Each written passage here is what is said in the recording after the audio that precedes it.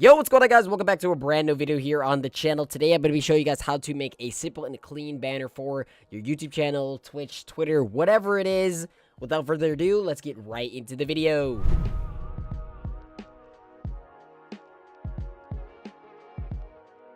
Alright, so I'm going to be showing you guys how to make something like this just to spice up your channel. For this particular video, I'm going to be making this banner for Twitter. It works for every other banner, so it doesn't really matter. You just got to change the dimension for it so you can actually make it in that, whatever you're doing it for. So the first thing we're going to do is go up here to File, click New, make sure your thing is on pixel. If you're going to be doing it for a Twitter header, it's going to be 3000 by 1072 resolution, pixel/inches, RGB color, 8-bit, 60-bit, doesn't matter. White background. Now you gotta come across this white background here. You're gonna want to hide that. Now the way that I got these little rectangles right here, this is just to show that, what Twitter cuts off of the banner. So all you're gonna want to do is just click a new layer here, get your rectangle tool, and these right here are, make sure you click Control R to get your rulers on the side. And the first one is like around the second bar above the 2, the second tick mark above the 2. So that's where you're going to want to make yours. So come over here and do this. Boom. All right, we got our first black one there. And then the second one is around the, it's just a little above the second tick mark below the 1/2. So like just around, right about right there. All right, now that we got our rectangles, you're going to want to rasterize that layer. So you can, move it around, stuff like that later on. But first thing you want to do is go ahead and get a photo. I usually get my photos from, I go to Fortnite and I capture my own. So we're going to be doing this photo of Ghoul Trooper that I got a while back. So we're going to be doing that today. All right, first things first, you're going to want to go ahead and copy your image. So Control J on that. And then after that, you're going to want to right click on your copied image and go over to Convert to Smart Object. Secondly, you're going to want to go to the filter gallery, or you're going to want to go to filter gallery. And then you're going to want to click on dry brush in the artistic folder. Zoom it out a little bit so you can actually see what's going on. Make the brush size 2, make the detail 8, and make the texture 1. Sometimes, depending on what photo it is, you want to like change up the settings a little bit. But for this particular one, we're going to go ahead and do 281. Then you're going to want to go to filter gallery again, and go to cutout. So we're going to zoom out and see what we're doing here. And then you're going to want to make the numbers 802 for that as well. Then click OK. And then you're going to be presented with this little image here. Now that you finished all of that, you're going to want to come down here and double click on your first effect and put it on pin light. So you're going to go down here, put on pin light, and then click OK. After that, you're going to want to go to filter. You're going to go to blur and smart blur. Make sure this is on, the radius is on 5.0. The threshold is on 100. And the quality is low. And the mode is on normal. Then after that, you're going to double click your smart blur. You're going to put it on screen and make it 50%.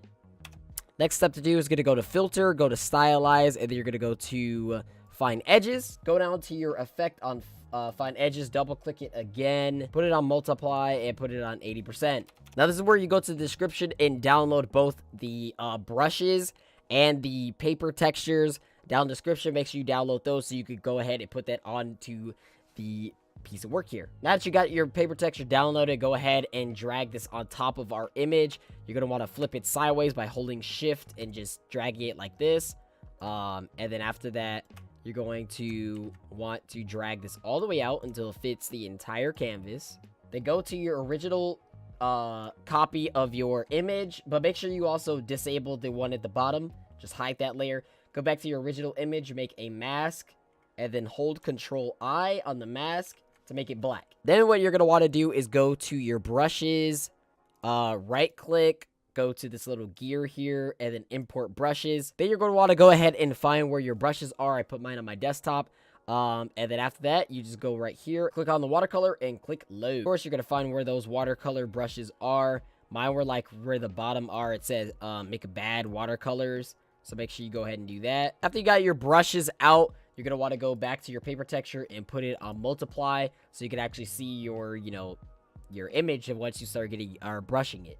Go back to your black mask here. get your brush tool. Make sure this is going to be on white. So just click X to change that up. And just start clicking. So you want to go ahead, just like click in random positions, change up your brushes a little bit. This is to get your full effect. And yeah, I mean, just as simple as that. Just keep clicking on the brushes and changing it up until you are satisfied with it, and until it is like visible. All right, I think we are good here. So you're gonna want to go ahead and click Control T. It'll come up with this little message, but click OK, and then you could just shrink this to whatever size you want. So I'm gonna make mine like right here. Then you're gonna want to go ahead and get this text called the history demo. I'll leave a link in the description for you guys.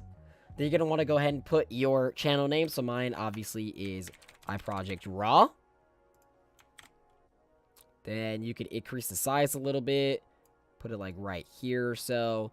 And then you're gonna want to go below it and make the size like 50 or so. And then you could put whatever you want, like follow me on Twitter. Okay, that looks pretty bad. You're gonna want to do it in lowercase, except for the first letter. Follow me on Twitter. Boom, boom. Just put that anywhere right here. Make sure it matches up with your text. And you can just do whatever you want. You could just do like subscribe. Oh wait, this text is way too small.